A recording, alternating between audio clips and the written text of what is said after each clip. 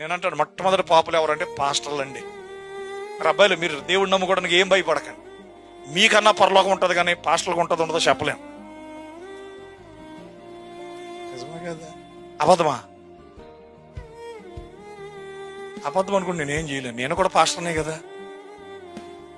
లేదండి, ఎందుకంటే వాళ్ళు తప్పు చేస్తే వాళ్ళకి ఒక్కంతే శిక్ష అంట, తప్పు చేస్తే మనకి రెండంతల శిక్ష అంట. ఉండాల బైబిల్లో? మీలో అనేకలు బోధకులు కాకుండా ఉండడం చెప్పాడా? చెప్పాడు. ఎందుకు చెప్పాడు? బోధించేవాడు కరెక్ట్గా ఉండడు. సమస్య ఏంటంటే విశ్వాసం ఉన్నప్పుడు బాగుంటాడండి. విశ్వాసం ఉన్నప్పుడు ఏమి స్వార్థం ఉండదు, అసూయ ఉండదు, ద్వేషం ఉండదు, కక్ష ఉండదండి.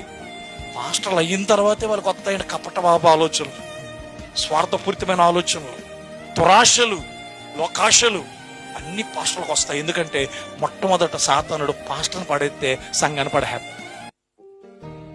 వ్యభిచారంలో పడేసేయటము, తాగుళ్ళలో పడేసేయటము, గర్వంలో పడేసేయటము, విన్నారండి, అసూయలో పడేసేస్తుంది. ముందు ఇన్ని పాస్టర్ని ముందు డబ్బిచ్చి పడేస్తుంది సైతం.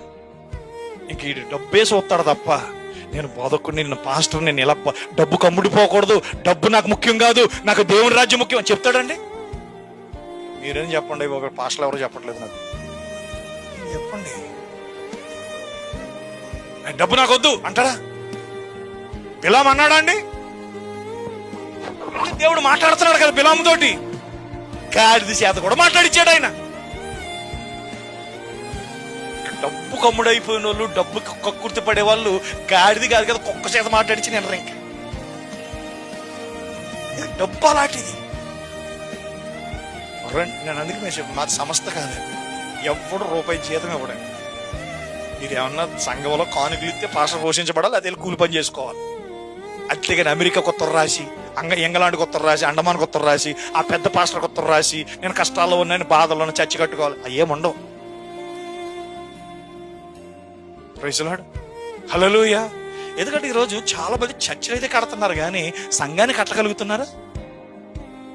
ఒక జీవితాన్ని కట్టగలుగుతున్నారా? ఒక వ్యక్తి యొక్క జీవితాన్ని నిలబెట్టగలుగుతున్నారా? లేదండి.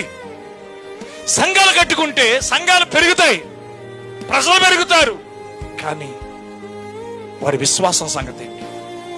Praise lord. కాబట్టి పిల్లరా, జంతువులు అంటే ఇప్పుడు చెప్పాను, ఆయన వచ్చుచున్నాడని ఆయన జంతువులు కూడా తెలియజేస్తాడా? చెప్పండి, తెలియజేస్తాడండి. ఎక్కడున్నాయి జంతువులు? ఇప్పుడు ఇక్కడే ఉన్నాయి. మనమేనండి ఆ జంతువులు బండి. మన స్వభావాలు మారాలి, మన జీవితం యొక్క గమ్యాలు మారాలి, మన ఆలోచన